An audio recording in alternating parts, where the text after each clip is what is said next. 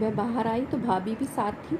दोनों में खूब चकचक हो रही थी। मुझे देखते ही दिव्या बोली, अच्छा बुआ, फंक्शन में एक आध दिन लिपस्टिक लगाने में कोई हर्ज है?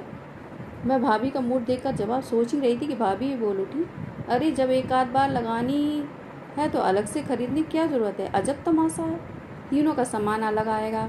बड़ी तो खैर दुल्हन है, पर ये दोनों तो साझे के काम में चला सकती है ना। एक हमारा ज़माना था कि घर में एक पाउडर का डिब्बा आता था और घर भर लगाता था। हमारा आपका ज़माना बहुत पीछे छूट गया भाभी। हमारे यहाँ तो वह इकलौता पाउडर का डिब्बा भी बाबूजी से छुपा कर लाना पड़ता था, नहीं तो घर में महाभारत मच जाता था। तब तक आलोक और दिव्या फाटक तक पहुँच गए थे। आलोक ने स्कूटर स्टार्ट किया और दिव्या उछलकर पीछे बैठ गई। उनकी आंखों से ओझल होते हुए पम्मी ने एक विशिष्ट भंगिमा से मेरी ओर देखा। मैं कुछ समझ पाती इससे पहले ही भाभी ने उसका मतलब भांप लिया। तमक्कर बोली, पम्मी जी ज़्यादा चतुराई न झाड़ो। सुमी कुछ समझे न समझे, हम तुम्हारे इशारे खूब समझते हैं। बेटो वाली हो ना, इसलिए तुम्हारी नाक ऊँची है। हमें तो पग पग पर इन लड़कों का मुँह धोना पड़ता है। इस ज़माने में लड़कियों को क्या कहीं अकेले भेजा जा सकता है? फिर तुम्हारे भैया तो हमेशा कहते रहते हैं कि तुम एक बेटे के लिए रोती रहती हो। तुम्हारे तो इतने बेटे हैं, इन्हें ही अपना समझो।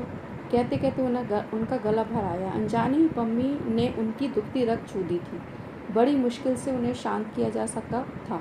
इसके बाद मैंने पम्मी से कसम ले ली थी कि जितने दिन रहेगी शराफत से रहेगी।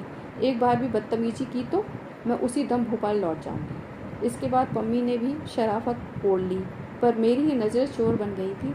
जब भी दोनों साथ होते मैं अनचाही उनकी गतिविधियां नोट करती रहती। उस घर में आलोक की कोई हैसियत हो ना हो, दिव्या के लिए उस शब्द आदेश था। हर काम में, हर बात में आलोक का सहयोग और सहमति आवश्यक थी। अल्पना के लिए आलोक का सर्टिफिकेट चाहिए, नहीं तो वे उसे मिटाकर दोबारा मनाएगी। मेहंदी का डिज़ाइन वे पसंद करेंगे। दिव्या के चेहरे पर कौन सी हेयर स्टाइल फबेगी, इसे भी वे ही तय करेंगे। कपड़ों का चुनाव तो उन्हीं को करना था। गरज ये है कि हर बात में उनकी मुहर का लगना जरूरी था।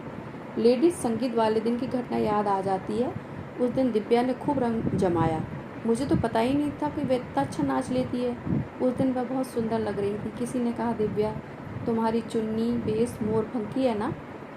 शादी वाले दिन लंबे वाला डांस बागों में मोर नाचे, मज़ा आएगा।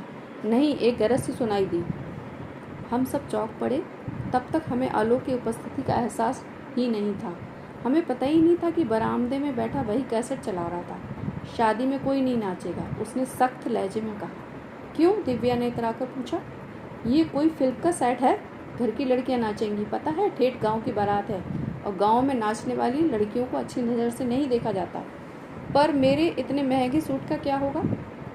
अपनी शादी पर पहन लेना, पर इस शादी में नाच वाच कुछ नहीं होगा। वो सचमुच नाच नहीं हुआ और ना ही दिव्या ने सूट पहना, पर उसने जो भी पहना था उसमें वो गजब ढा रही थी। देखने वालों की आंखें उसी पर अटक जाती थीं। आलोक को ये भी सहन नहीं हुआ। डपट कर बोला, तुम्हें दौड़ दौड़ कर कोल्ड ड्रिंक्स सर्व करने की क्या ज़रूरत है? ये इतने सारे बैरे यहाँ किस लिए हैं? फिर मुझसे बोला, बुआ जी इसमें तो ज़रा भी अकल नहीं है। ज़रा आप इसे समझाइए और इन उजट गंवारों को देखिए कैसे आँख फाड़ फाड़ के घूर रहे हैं, जैसे लड़की पहली बार देख रहे हैं। मेरा वश चले तो मैं किसी को उसके सामने ही न पड़ने दूँ। और सचमुच उसने ऐसा ही किया। दिव्या को बुरा तो लगा होगा, पर वह आलोक की अवज्ञा नहीं कर सकी। ये उम्र ही ऐसी होती है कि हम जिसे चाहते हैं उसकी हर बात सिर माथे ले लेते हैं। दिव्या उम्र के उसी मोड़ पर थी। आलोक उससे 4-5 साल बड़ा था, इसी नाते उसे हिदायतें भी दे रहा था, उसकी हिफाजत भी कर रहा था। मैं परेशान हो उठी थी। मैंने जिस सच को 4 दिन में पकड़ लिया था, क्या भैया भाभी उससे अनजान होंगे, या कि उनकी नज़रों में दिव्या अब भी बेबी ही थी, या कि फिर ये मेरा भ्रम था। चित्रा छाया से 3 साल छोटी थी। 3 साल बाद उसकी भी शादी का नंबर आएगा।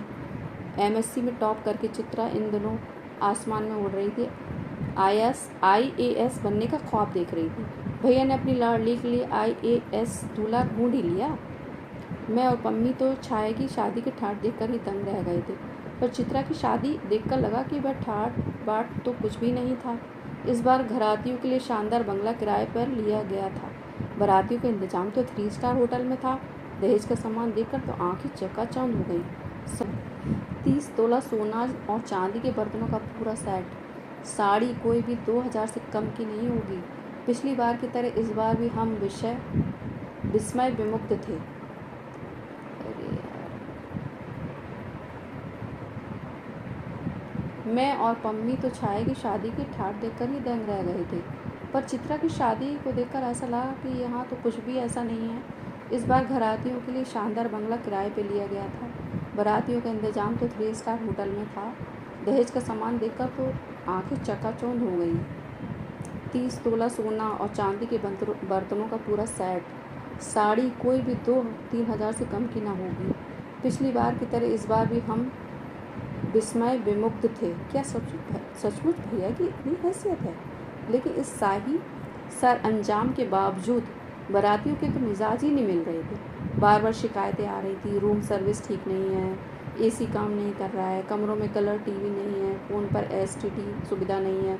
भैया बार बार गिड़गिड़ाए जा रहे थे, सर मैंने तो इस शहर का सबसे पॉश होटल आपके लिए बुक कराया है, उससे अधिक मैं क्या कर सकता हूँ। अपने धीर गंभीर विद्वान और रौब-दौब वाले भैया को इस तरह गिड़गिड़ाते देखकर मुझे बहुत बुरा लग रहा था। इधर होटल वाले बारातियों की बदतमीजियाँ की शिकायत किए जा रहे थे। भैया अजीब अशोपेश में थे। उन लोगों की बदतमीजी का प्रमाण तो द्वाराचार के समय ही मिल गया।